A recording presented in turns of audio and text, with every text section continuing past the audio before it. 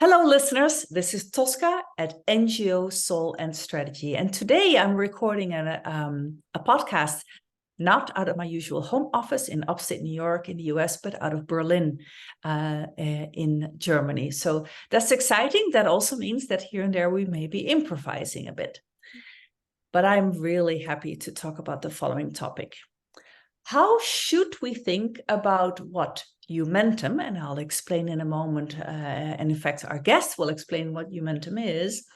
How should we think about what Humentum calls the, quote, collective journey to equitable development of Northern-founded NGOs, of national NGOs, and of their funders? Where are we now in that journey? Where are we headed? And what obstacles stand in the way of continuing on that journey? How can these three sets of actors that I just mentioned, so Northern founded NGOs, funders, and national NGOs, how can they overcome those obstacles on the road to equitable development? That is the question that Kim Kucinskas at Humentum and I will address today, because Humentum just published 3 reports this year on this very topic. So Kim, welcome. Thank you. It's going to be good. Kim and I have collaborated before, and Kim is a terrific person. She is the director for community engagement at Humentum. She was, before this, the director for member engagement and services, and has played several other roles in Humentum since 2012. She worked in Namibia, amongst others, on issues related to local epidemics. And she also had a fundraising role at the International Institute for Cooperation and Development. And as I said, we're going to talk about this 3-part report series with the following titles. I hope I have this right. INGOs and the current state. The second one is policy recommendations for funders and INGOs. And then the last report is national NGO current state. So, Kim, I have to start with an obvious question. There are some people, of course, who don't know who or what Humentum is. So tell us about your mission, your mandate, and the 4 sets of offerings, if I have that right, that you offer to your members and other clients. Yes, happy to. At its heart, Humentum is a global organization, and we are committed to making change happen for social good. We do that in a specific way. We work with NGOs and we work with funders to unlock the strategic power of operating models. So basically how organizations do their work. And so that means that we focus on the role that people, that finance, that structure, process and skills, all those things, how they can transform the sector, how it operates to be more equitable, more resilient, and more accountable at all levels. So you mentioned that we do 4 different things, and they're kind of focused at all 4 of those levels. We work on skills building with our trainings. We do consultancy at the organizational level. We bring together community to convene and to talk about things. And then we have an advocacy portfolio as well to try and push change at the sector level. And so really the focus of Humentum is how are we making the operational models of the institutions within the development sector not only as strong as possible, but how are we helping them to transform for greater good? I see. I really like that term that you used in the beginning, the strategic power of the operating model of NGOs, and of course how funders also play into that role. And so the next obvious question to ask is, why write 3 reports on equitable development when there's already written so much at the moment about equity, about decolonizing aid, about shift of power, anti-racism in development, etc.?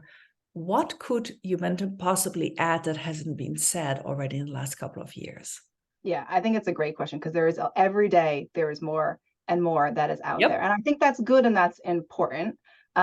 The last year and a half, we at Humentum have spent a lot of time listening to a lot of different people in different forums and in using different methodologies to find out what they are doing and what is happening. And I think why we decided to do this series is because it really does feel like we as a collective sector are in this moment, this kind of unique moment. You can call it a movement if you want, and does feel like we're getting closer and closer to that tipping point.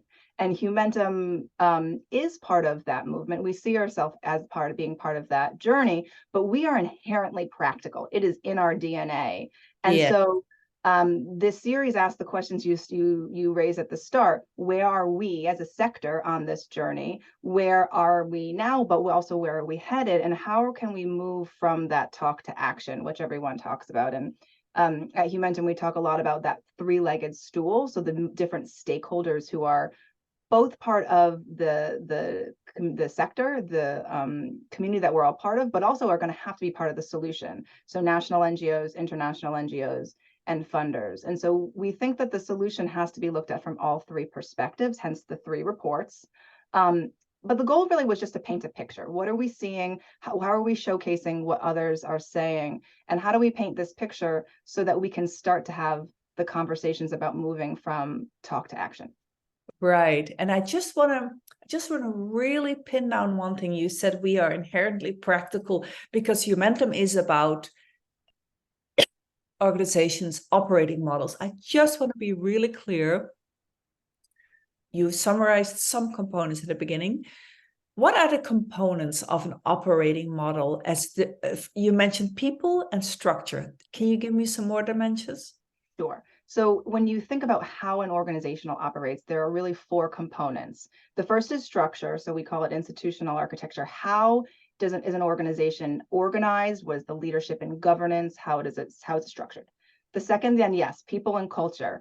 Who are the people that are making the work happen, and how are they being treated? What's the environment for that? Funding and financial sustainability, which is of course a big one, and then risk and compliance. And so when we have to think about kind of this holistic viewpoint, but yeah, it is inherently practical, and it can sometimes be tactical and yet rolled up into the strategic level, because we can talk about change all we want. But at the end of the day, the change is going to come down to these really practical areas. So tell me if I've interpreted this rightly. I'm doing this on the spur of the moment. So the components of the operating model are, as you say, can come across and have a lot of very tactical dimensions, but Humentum, over and above supporting its members and other clients with those practical, tactical aspects of the operating model, it wanted with those three reports all to show how they can actually be used strategically for a change in direction.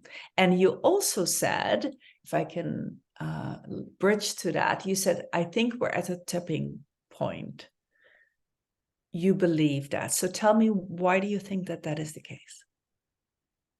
This is actually something that has just started. I mean, I've been feeling this for a while, but even in the last couple of weeks and months, I'm starting to see it more and more. I think we can write all the articles and go to all the meetings and have all of the discussions, and then the question is going to be, so what? And I think you and I have talked about this a little bit. There is both energy and also a little bit of fatigue around this topic. And so the question is, what do we do about it? And my answer to that is, I do think that we are all, the pressure is building for change to happen, and it's coming from all fronts. And so it's almost like a wave is building towards change, and we don't know where the tipping point is going to be.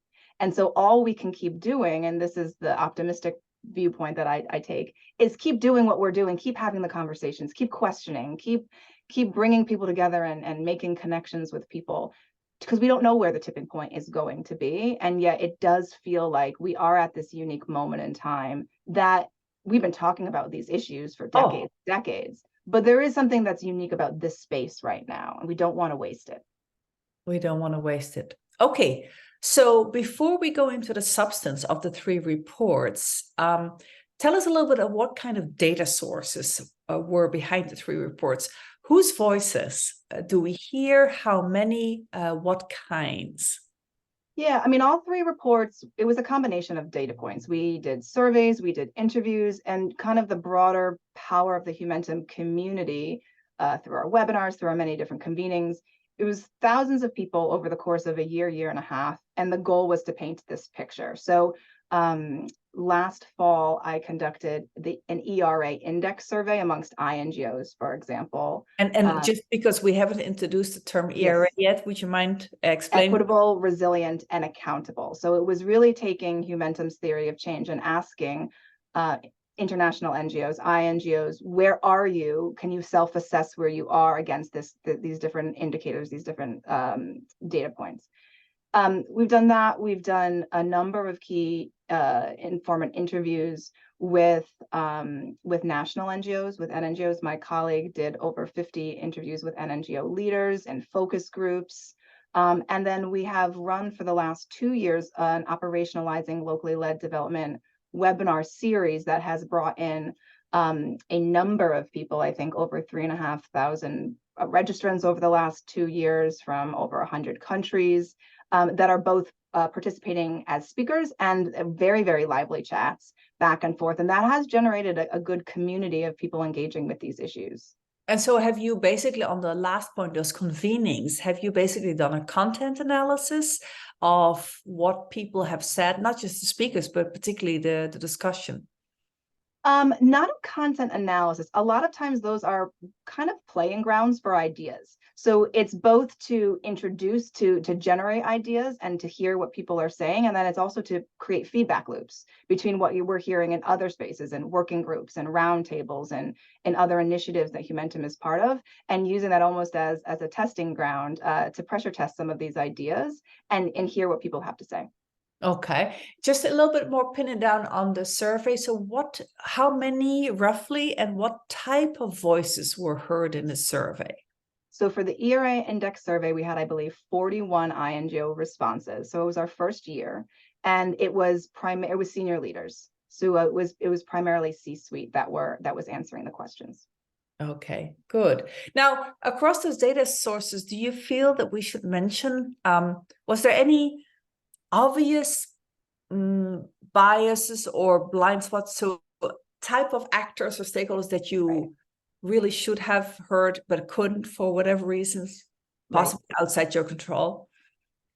I mean, if you think about that three-legged stool, the three different stakeholders, I don't think that there is going to be a homogenous group for any of those three different stakeholders. There's going to be nuances in all of them. And so we never set out to do some sort of representative study. It really was just to do a qualitative listening exercise and kind of paint a picture, hold up a mirror to what's happening in the sector to generate a conversation. So the goal is to have to put something out there into the world so that people can react to it, because that is oftentimes where you get the best types of conversations. I think you can always be talking to more people. I think you can always be expanding our individual networks. And I think probably particularly on the funder side of things, we have very good and diverse relationships with funders, but it was less of a formal exercise, I think, than with both the INGO and the NNGO stakeholder groups. Okay, yeah, just always I think a useful thing to just check before we dive in. So the core terms used across the three reports are 1, equitable, 2, resilient, so E for equitable, R for resilient, and A for accountable. Why ERA and why not something else? Yeah, that's a good question. I mean, I think, first of all, for me, what is interesting and what has been really useful about ERA as a framework is that for me, it's both a destination and it's a process. So we collectively, I would hope, aspire to a development sector that is equitable, that is resilient, and that is accountable. But we're not going to be able to get there if we don't use those as the process. So really, every decision-making, everything that we are doing from here on out should be viewed through that lens. Every change initiative, every decision-making, we have to ask the question, is it equitable? Is it resilient? Is it accountable? And to whom are we being accountable to? And so it is you can call it a set of guiding principles, you can call it a framework, but for me, it's both that kind of vision and then also how we are going to get there. So when I think about, and I think why we chose those three, frankly, I think they're fairly broad buckets that many other terms that organizations who have their own set of principles or values could probably resonate and it would fit under. So when we talk about equity, equitable, we're talking about, is it fair? who is being included, what voices are at the table. Are we thinking about the work that we're doing in the broader scope of things as being fair? We talk about resilient. Is it sustainable in the long term? And in what sense is it sustainable? Are we being resilient to the changing external forces that are kind of berating us from all corners of the world in our daily lives? And then from an accountable perspective, are we being transparent about the work that we do? How are we communicating and to whom? And how are we being accountable, not just upwards, but also downwards and laterally? Talk to me a little bit more about why resilience in terms of financial and institutional resilience, and in terms of people resilience, in terms of, people remaining resilient and not getting that fashionable word burned out, etc. That's all very obvious. Why is being resilient as a civil society organization an important driver for equity? I think right now there are many organizations that are doing deep introspection and reflection about their role in the sector. I know INGOs are, at least. I'm part of a number of initiatives and conversations around there.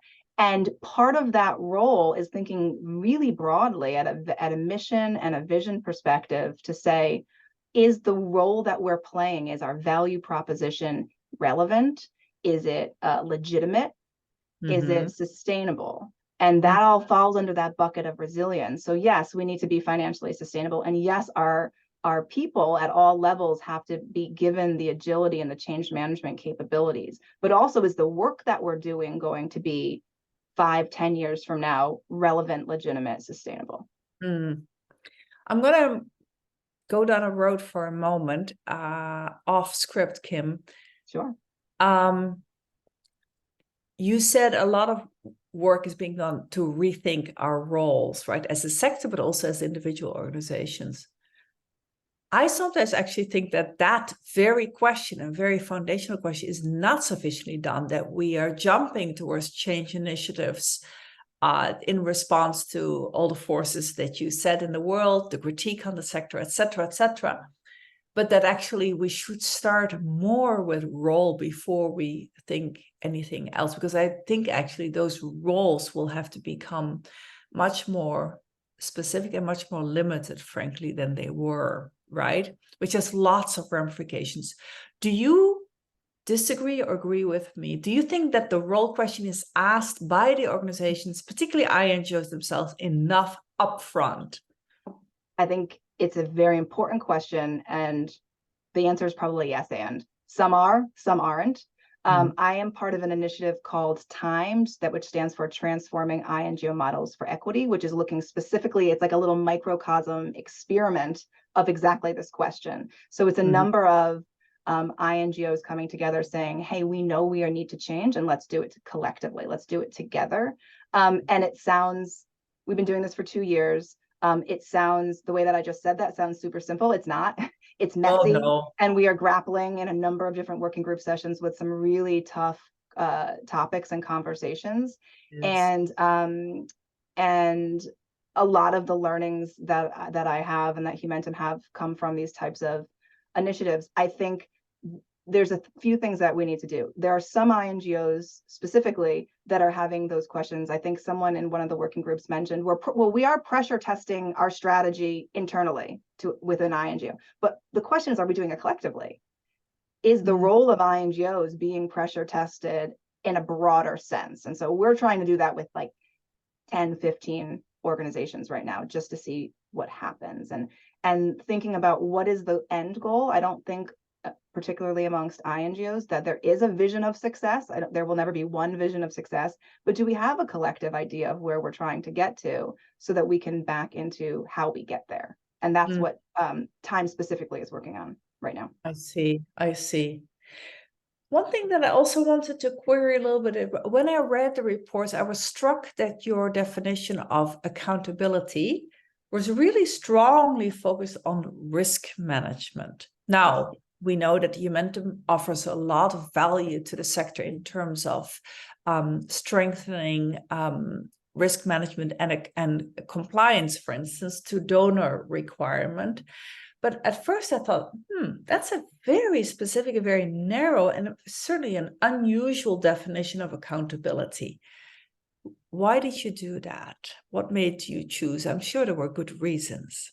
I think the short answer actually is, I think you're right. I think the accountability is often couched in the world of risk and maybe even compliance. Probably even since this is ever evolving, the conversation, right? So probably even since the reports were published and were released, we've expanded the idea of what it means to be accountable. So when I think about accountability, yes, I think about risk, but it's also about that, what I said before, communication, transparency, and then who we are being accountable to and whom we are holding to account.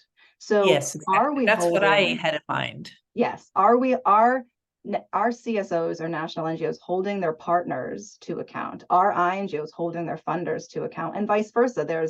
In that three-legged stool, there are a myriad of power dynamics. There is not one set of power dynamics. And so within each of those different relationships, there's a different level and accountability looks different. And I would go so far as to say even within institutions, so within INGOs or foundations or what have you, or CSO organizations, within those, there is a level of accountability to staff and to the folks that we're all working with as well. Yes, exactly. And that is why I asked the question. I think most of us interpret or define the term more broadly, exactly the way you've just defined it, than thinking only about risk and compliance. So that's why I wanted to hear you talk about how you see those relationships. So then the reports, the three, stress the importance of national NGOs as part of an equitable, resilient, and accountable development sector. And particularly that and this is where I think is a point that is, that Humentum is exquisitely suited to make, and is making in a way that really adds value to the discussion. Namely, that it says, if national NGOs do not have autonomy over their institutional architecture, their funding, their people and culture, and their risks, then then you cannot have equitable, resilient, and accountable development, right?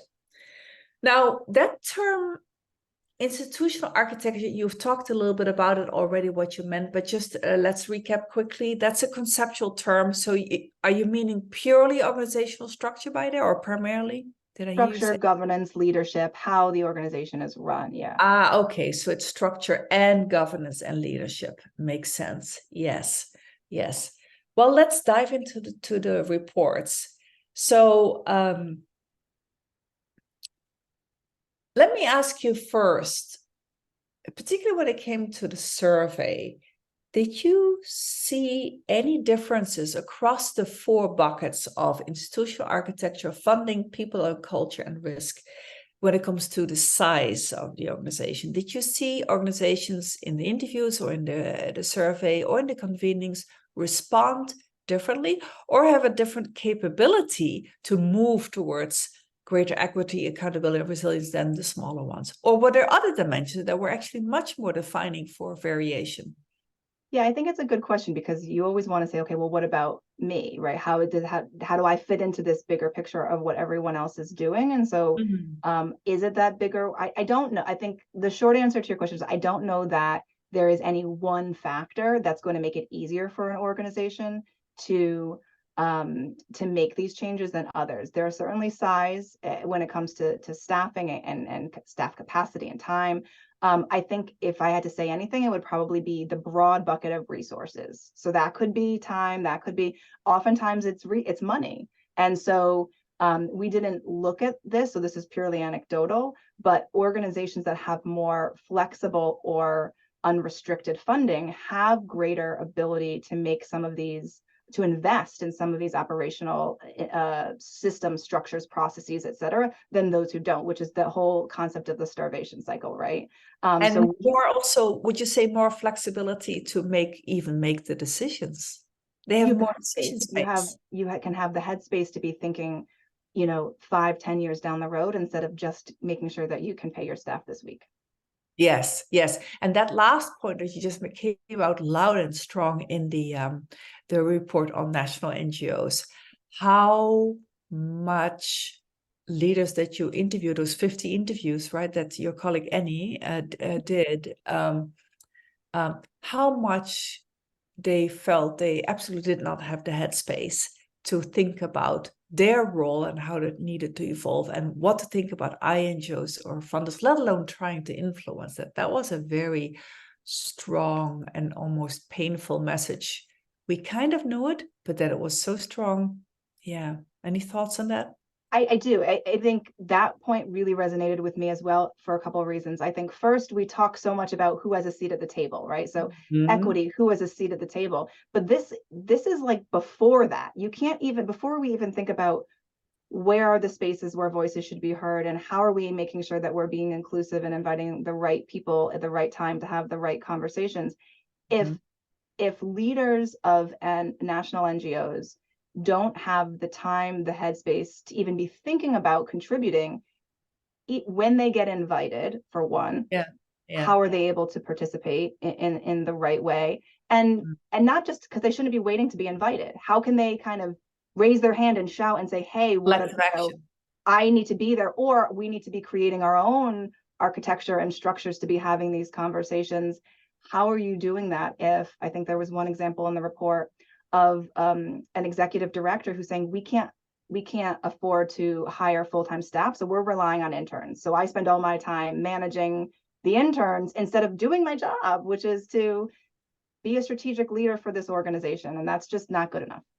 Yeah. So in that particular report, to pin that down a little bit further, there were a lot of voices who said, listen, there's all this talk about shift of power and decolonizing aid, but actually we are not part of those discussions. So my thought then was, so are you not part of those discussions because you never were invited? Or were you invited? And as you just said, you just don't have the time and headspace because you don't have a resilient institutional architecture or funding model, right? That is basically being denied to you because of the nature of how development is being paid for. I think from my understanding, and from what we are hearing at Humentum broadly, the topics of equitable development, locally led development, what have you, are coming up. We are having regular convenings and people are talking about financial sustainability and some of these barriers to change, flexible funding. They're talking about all of these different things, but they're not using the language of localization, locally led development, et cetera, probably because, who created that terminology, one, and where are you hearing it? You're hearing it, how much time do you and I spend reading all of these articles?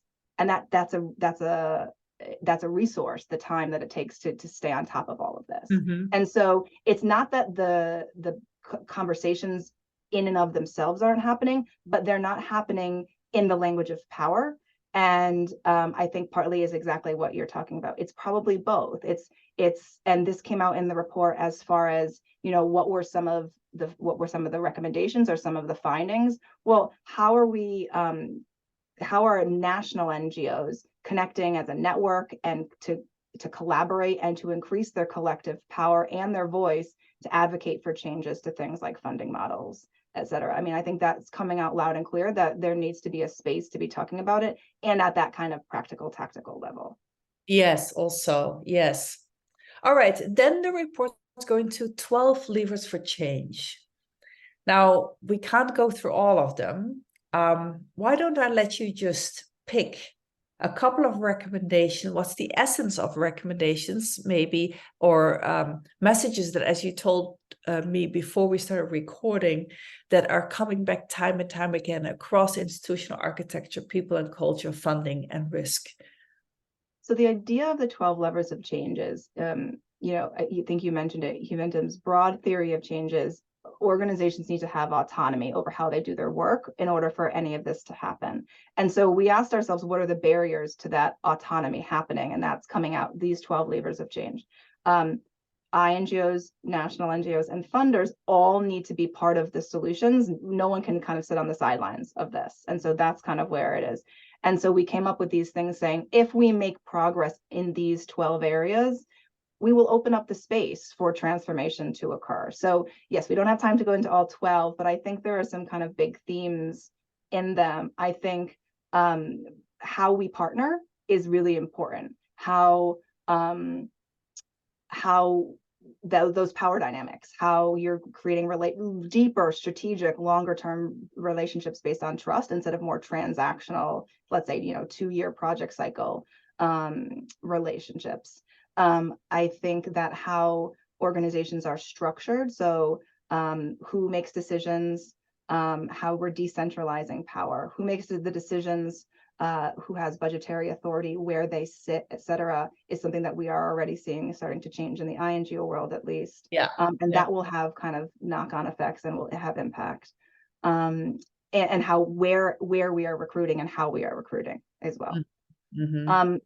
There's a whole lot of work to be done on financial sustainability, and a lot of that comes down to funding models and funding mechanisms and the way in which that money that money flows.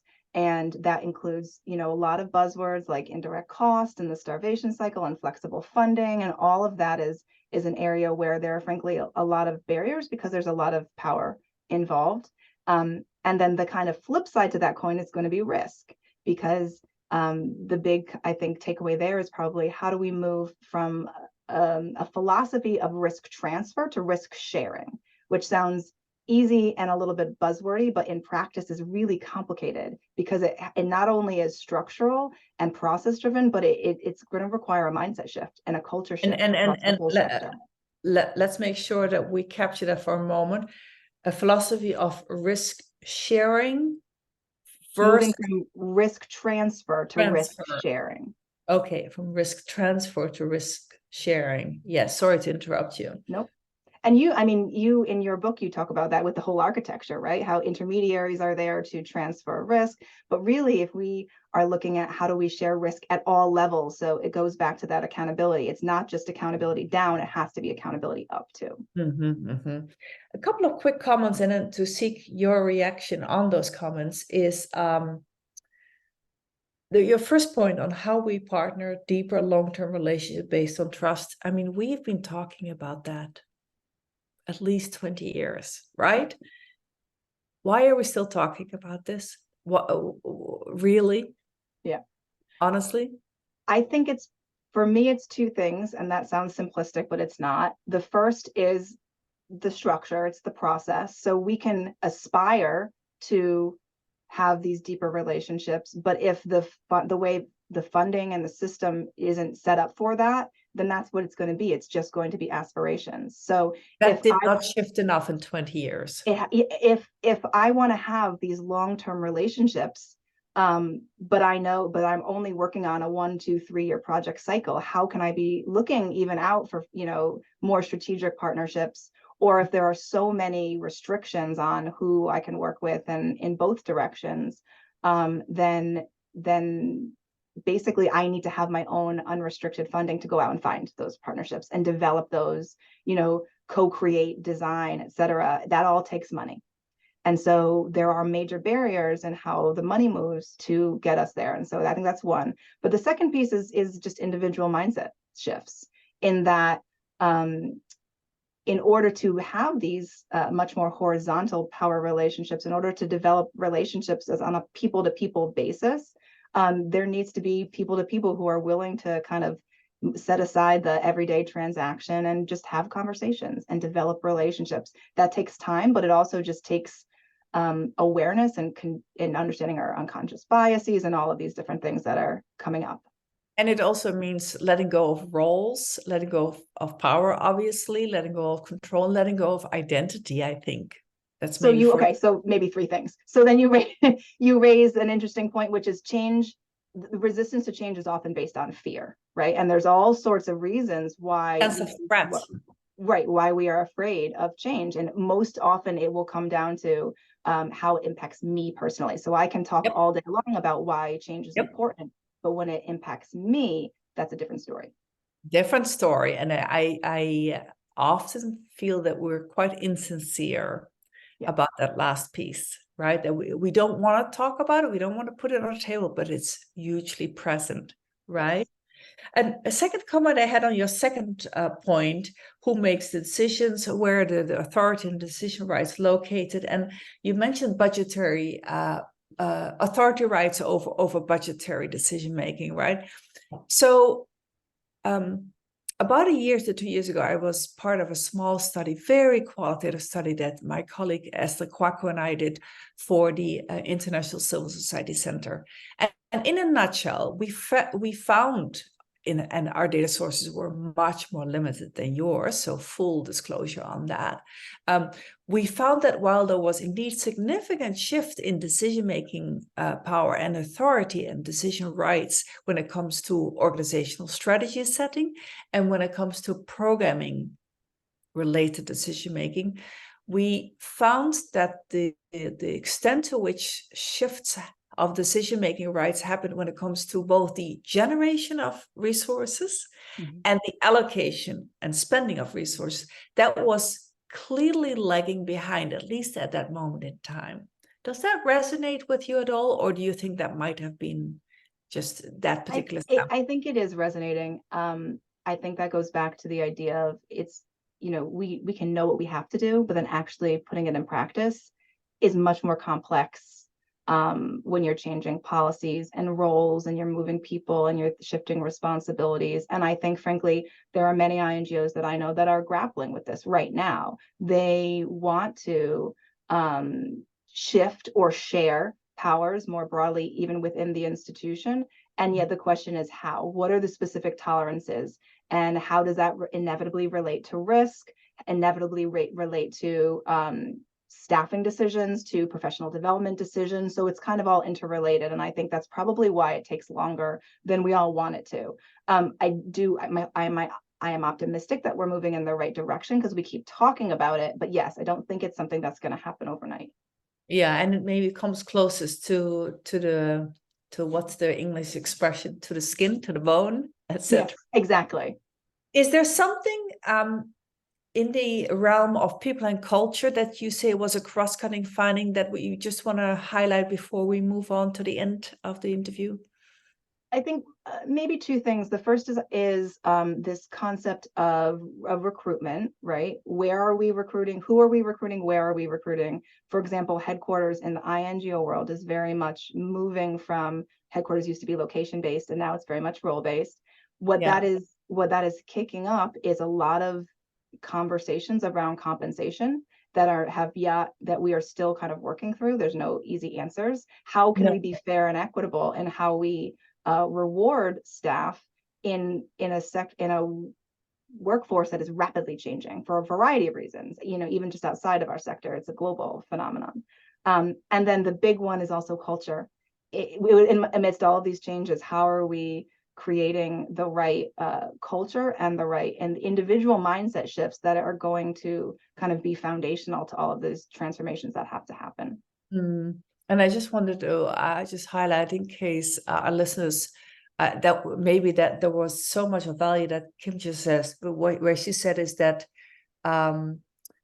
she says headquarters, to the extent that that term is still used, which I think is also much less getting rapidly outdated. Yes, it is rapidly getting outdated. But to the extent there is a center, let's call it like that, it's no longer location based, but it's more role based. And I think that's an important point you just said. So I just want to lift that up. All right. Well, there were actually one or two more questions that I really. Let me ask you, you've highlighted some things that were cross-cutting. Was there anything of surprise to you or to the Humentum team in those outcomes of the 3 reports? A couple of things, yes. And some of it is actually just learning from me where I'm continuing to learn. So the first thing I think is one, that this is an emergent movement, and so it's not linear, which I love neat little stories and I love linear thinking. So this is a learning, Don't we all? Yes, exactly. So this is an emergent movement, and it's not going to be homogenous in any sense. So it's not, the stakeholders are not homogenous within institutions. It's not going to be homogenous. And so we just need to keep that in mind when folks like me are trying to kind of create these narratives, that there's a tremendous amount of nuance to this. What came out when we were looking at the collective series, the 3 reports together, is that even though we're talking about shifting power, the process of how this change is happening is actually reflecting the same old power dynamics. And yeah, and that's not necessarily surprising. I mean, we can't just change overnight like this, but I do think it should be acknowledged, and I do think it should be discussed, because if we don't, we risk creating these unintended consequences, or we risk being surface level and dare I say, performative. For me, the process of how we make the change matters so much. Yeah, that was indeed loud and clear, is that the process by way movements towards, quote, hashtag shift to power, decolonizing aid, etc., the Humentum reports are saying the very process is actually reflective of old power, how power was held in the past largely. Yes. Which definitely I thought was an important one. Where do you see, Kim, the biggest potential for implementation of your recommendations, and where do you see the biggest obstacles?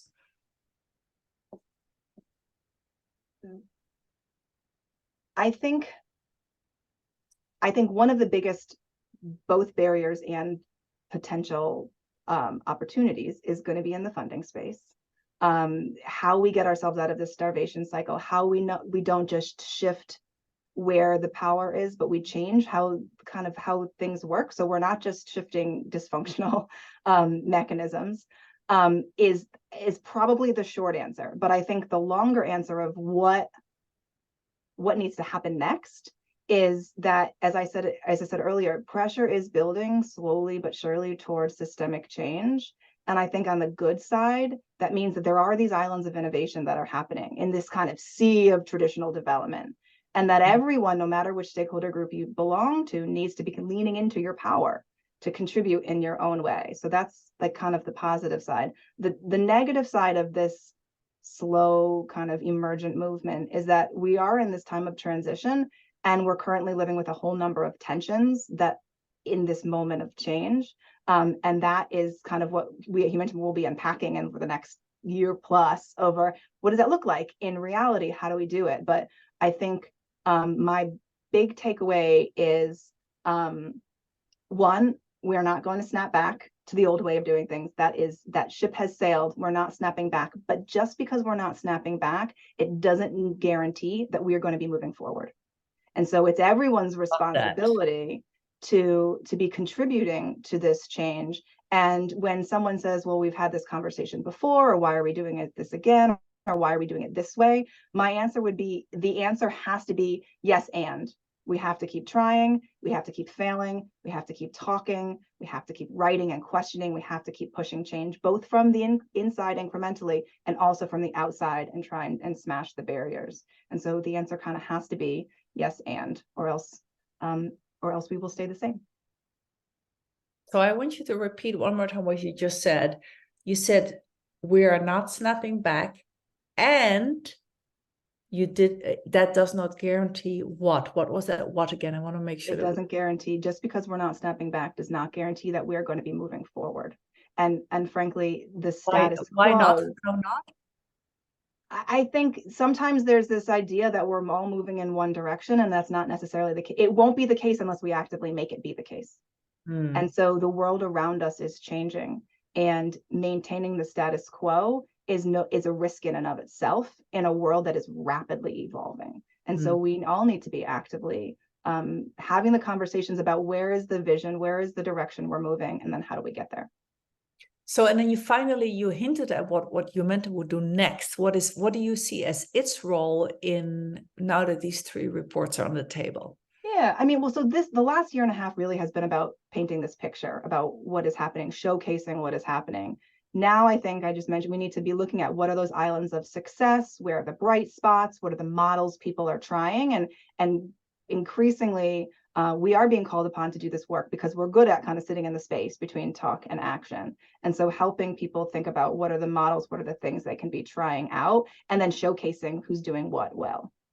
And how do you, for instance, try to make sure that what Humentum will offer in such implementation is complementary to and not overlapping with or at cross purposes with other groups like the INGO project, for instance. There are many different initiatives out there who are all doing fabulous work, and we're in, we have relationships and are in conversations with most of them.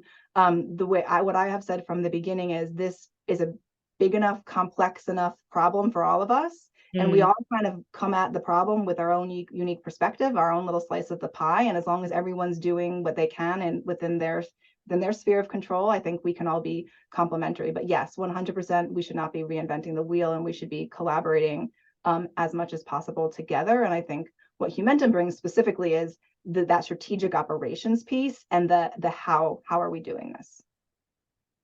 That strategic operations piece and the how, indeed. Let's end on that. So Kim, if people want to know more, if they want to know more about the reports, they can find them, of course, on the Humentum website, and we will also provide a couple of links in the show notes. But if people are curious about you, where should they go to find? LinkedIn, or my email is kim.kucinskas@humentum.org, and feel free to reach out. Happy to always have these conversations. And thank you, Tosca. Of course, LinkedIn and you're happy to provide your email, so we will provide that in the show notes, because after all, you are leading all the work on convening, and a podcast episode like this is also part of that.